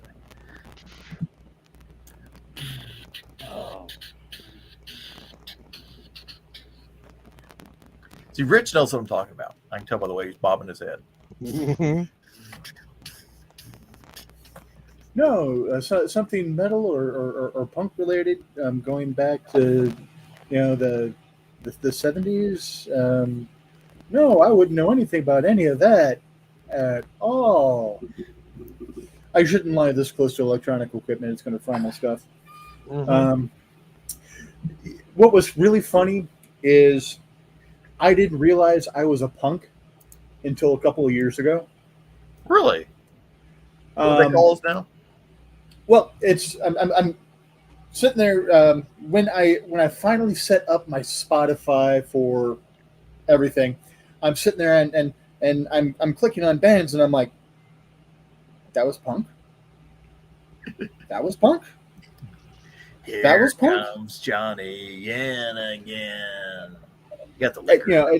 Now I know Dead Kennedys, Dead Milkmen, The Ramones.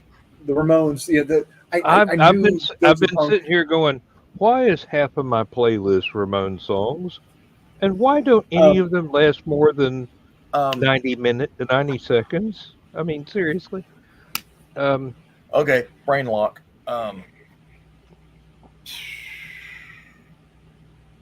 Misfits. Thank you. Okay. Oh yeah. Okay. Yep. Know that one too. Okay. Let me try and But yeah, final dredge this cataloging. out of my back of my brain here. Might need a pickaxe. Finally cataloging all this stuff. I'm like, oh wow, I was a punk. I just didn't dress it. Yeah, then you weren't really I punk. I just dressed, Dungeons and Dragons nerd. Which, speaking of, Dungeon punk. I recovered a Precious from Dad's house. Didn't grab the bottle to go with it. I'm just like, no one else is grabbing this. I've always wanted the Crown Royal dice Dice bag. Okay.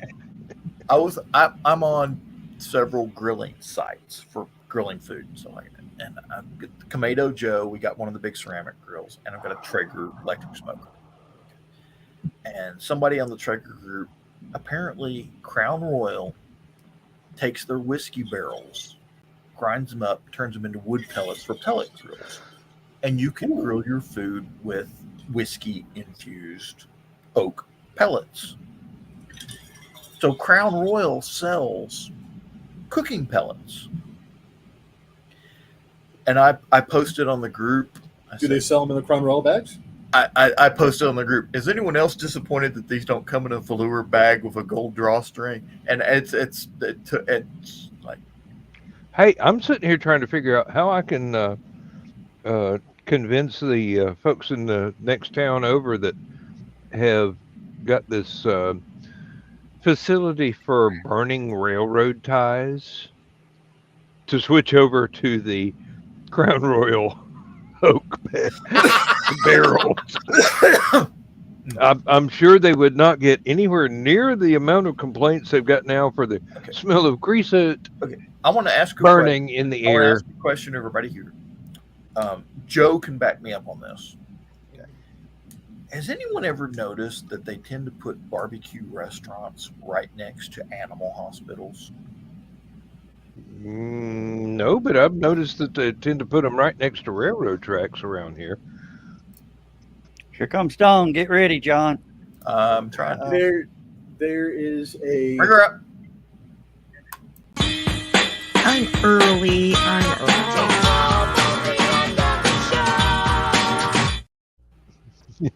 Around here, none of the barbecue joints are by animal hospitals, but there is one across the street from an animal crematorium. Well, wait, that's just no. There used to be an emergency. That's just wrong. There used to be an emergency animal hospital on Amical Highway, and it was it shared a parking lot with a barbecue place. They moved the animal hospital to New Digs down the road. It's VCA. But strangely enough, the one down here in Catoosa County, which is the same company, shares a parking lot with a barbecue restaurant. I'm like, how cruel is that? You get a sick dog or cat, take them to the vet, and all day long they get to smell hickory smoking ribs and pulled pork barbecue. And it's like, Never mind. Human nature can be so Guys, cruel. I'm gonna have to go. Oh, Um, you I'm- can't go. I need to talk to you before we end the show. hurry up, because Okay. I'm gonna have to. I need to get some sleep because I got to get up early in the morning to go. What are you planning for I tomorrow? get here and he leaves. I see how it is, Joe Dog. I haven't been Yeah. here for how many weeks? What'd you say, John? I'll be right back. Okay. What are you doing tomorrow, and what does our audience need to know to show up and buy stuff from you? Well, being it's sold out, there ain't really much. Oh. Of course, Saturday, if you're in town, we will be at Patton Parkway.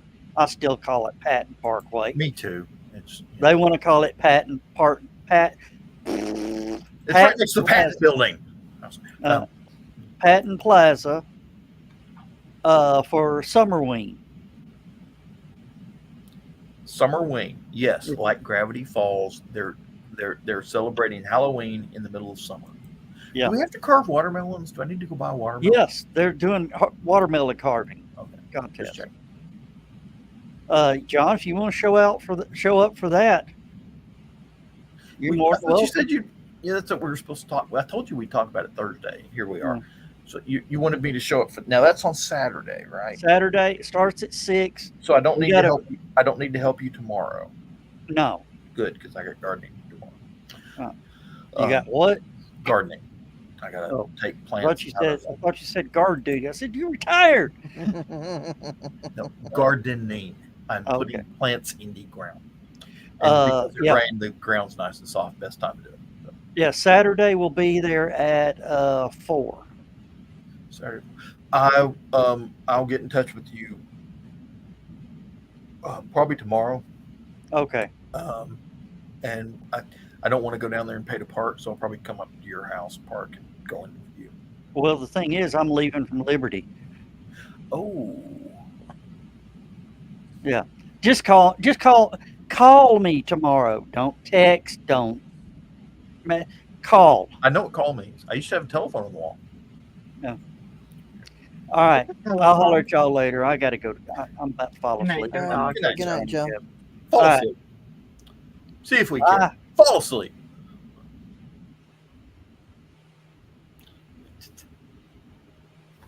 What? I'm in charge now? Jesus Christ. How bad Yes. does this get? Well, I can leave. I distinctly remember the first time that I was considered to be adult supervision. I'm like, who the fuck figured this one out? You and somebody just a little bit more adulty. The Dan shows back up. I'm stuck wondering how anybody can consider John an adult. I mean, have you spent time with him? Hey, I still have toys from the 80s laying around here. Okay. I know. We can see. It's kind of funny. There's me, my brother Joe. I don't have any kids. He has a kid somewhere, but he doesn't know where. And then there's my brother Josh, the one out in Texas. He's been married twice. He had a kid from his first marriage. He's got 2 kids from the second marriage and adopted the 2 kids from his wife's first marriage. So they got 5 kids roaming around. Mm-hmm. Okay. So he's basically, as far as I'm concerned, he's the family. Your microphone went weird. Is that my audio or John's audio? That's John's I'm going microphone. to guess Weird. John's because at the same time I'm like, did my headphones go It weird? is not my microphone. It is the StreamYard feed, and I don't know what it is with it. Okay, that makes sense. Don't blame me or my microphone. Me, myself, StreamYard, or my microphone. Consolidate your feces, please. It's just Blame me, what? myself, my microphone. Okay. Anyway, 2 Yes, I love turntables and a heavy metal. microphone. I love heavy metal and punk, but yes, I do know some rap because I was in the military with people from all over the planet. So, I remember I can remember Sir Mix-a-Lot's first album. That's And now Joe Nichols is covering Baby Got Bad. Go back. Mm-hmm. Yep. Um, And doing a good job on it too. And it doesn't do a bad job at all. The first time I heard that, I'm like, Joe Nichols, Baby Got Back. What the hell were people? This is bad. What is wrong with me that I don't think this is bad? Is there something wrong with me? Okay. What's funny is I can remember in basic training. Okay. Falco came out with Rock Me Amadeus. Mm-hmm. Oh God. One night in Bangkok. One night in Bangkok. Okay. Let's see. What was some of the other songs? So he's into show tunes, folks. We apologize. We Rock, actually heard that Rock on the Casbah, the Buggles, Who Killed the Radio No, Star. okay. Now you're dating me because the Buggles was way before I was in basic. I was in basic training in '85. The Buggles was Okay. 85. So was Fishheads. So So Beastie Boys is coming out, hitting the scene. Beastie Boys were coming out. Sorry, No, Beastie Deborah Boys are Harry. getting big on the scene. Deborah Harry had just done her first rap tune, which was Auto America. Which for Well, those that was the album title, wasn't it? for those that was the song title too. Oh. No, I'm sorry. The song was Rapture, Mm-hmm. and Yeah. technically, it was the first commercial rap music song. A lot of people don't know that Blondie had the first commercial rap music song. There was a lot of rap music out there, but most of it wasn't terribly popular commercially. Yeah. Once she let that song drop and it was commercially successful, the other rap music got interest. And of course, then you had Public Enemy, Big Daddy Kane, one of my personal favorites, NWA. Well, yeah, but they weren't. They were strictly West Coast at the time. They weren't exactly. Oh no, Chris. I'm sorry. Chris. That's like 20 years later. No, that was later because that was much later because they had to mix up with Run DMC. Oh, speaking of which, Run DMC was pretty peaceful. Yep.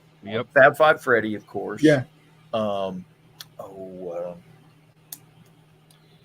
Dr. Dre was fairly popular, but he was in and out of jail at the time, so that was a rough thing. And then And there were what, 2 or 3 different Dr. Dre's? not that I'm familiar with, but There was one very obese one that went by Dr. Dre. I don't remember that. And then there was the one that was in and out of jail. Yeah, and Chris, I wouldn't consider the original 1973 version to be rap. But we can. It was an helpfully inspiration for a argue later that, rap but- song. Yeah. Yeah.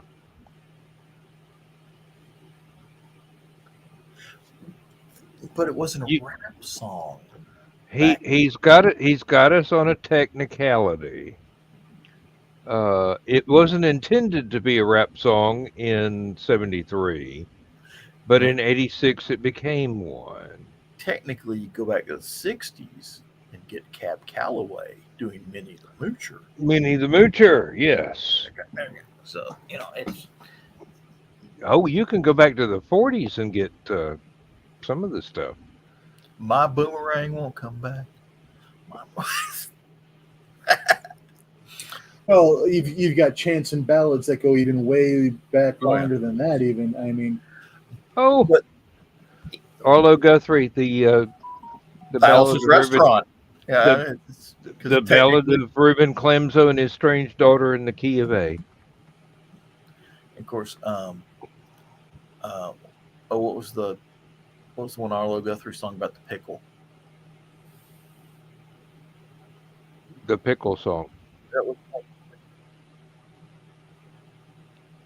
I know the lyrics. I'm not gonna repeat them, but I don't remember what the title was. I just want to ride on my motorcycle. I don't want.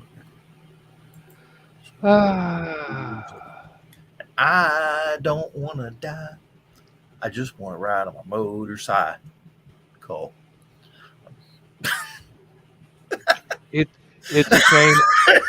It's a shame that Arlo felt that it was time for him to retire.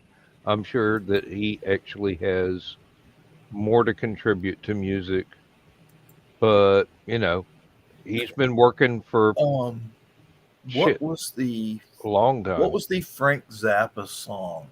I can't remember the exact title, Ralph Hand. Beneath the yellow snow. The Yellow Snow. Was it Sergeant Preston or was it? I can't remember the name of the song, but it was about the yellow. Don't go where the Huskies go. Don't you eat that yellow snow. Technically, Yes, that. yes, yes. Yellow Snow Sweet off of what was it? Apostrophe? Yes, apostrophe. I do believe. Um, it was Yellow Snow, uh, St. Alfonso's Pancake Breakfast, uh, and at least two more shorter pieces, all tied together into one narrative. And and, Um, and Chris, if you want to really argue about the first rap music, we could bring up George Clinton and the Parliament psychedelic, and rightly so. Yeah. because about half of whatever was on their albums was pretty much Hey, proto rap. I guess best way to put it. P Proto Funk rap. did. P Funk broke some barriers there, and oh Something hell, stinks in a lump sum. Something I'm still stinks in a trying. I'm lump still sum. trying to think of one group that was very active in the punk period, but they started off as a 64 Beatles themed band. Did not play Beatles music. Wrote their own music in that style. I cannot remember the name for love nor money. One of their songs is I've actually used it for a book title. Um, good lord, guys, it's time. it's And did you about get that one? time. Okay, because Dan got to do his show. So anyway, I want to thank everybody for showing up tonight and That was even early. tell me about it. Yes.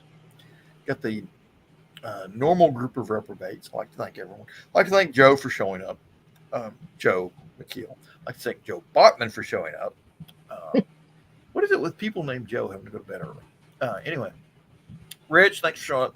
Kiri, nice to see you again. You need to show up more often. What are you doing this weekend, Kiri? I actually have no idea.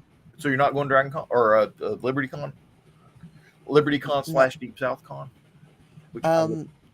Technically, no. I don't have tickets to LibertyCon.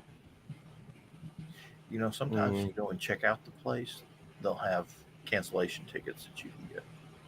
But you have you have to change your name to Dan Hollifield.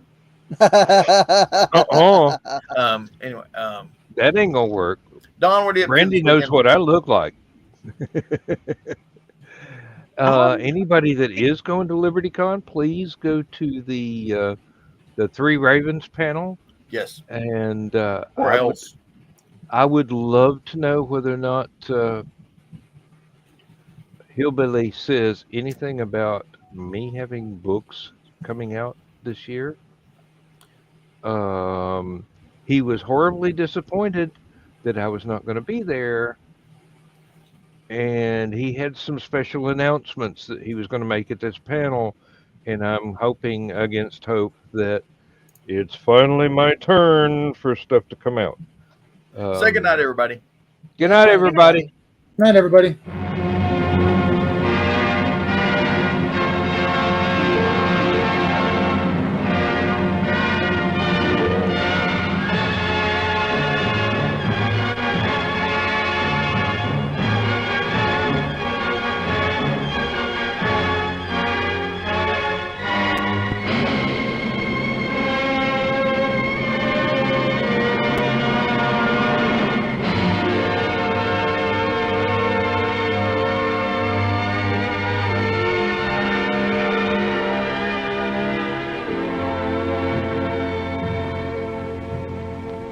have slit the surly bonds of earth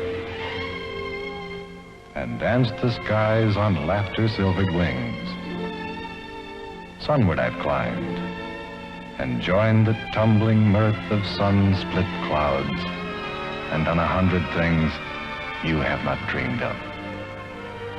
Wheeled and soared and swung high in the sunlit silence. Hovering there, I've chased the shouting wind along and flung my eager craft through footless halls of air. Up, up the long, delirious, burning blue, I've topped the windswept heights with easy grace, when never lark nor even eagle flew.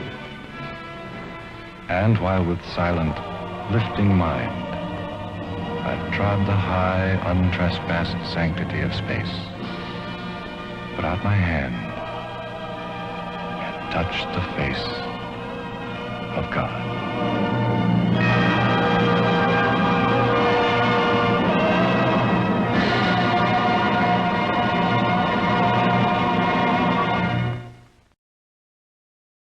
Did not get away with it. Fuck, fuck, fuck, fuck. If there's a wiener on that monitor, I swear to God, Stu.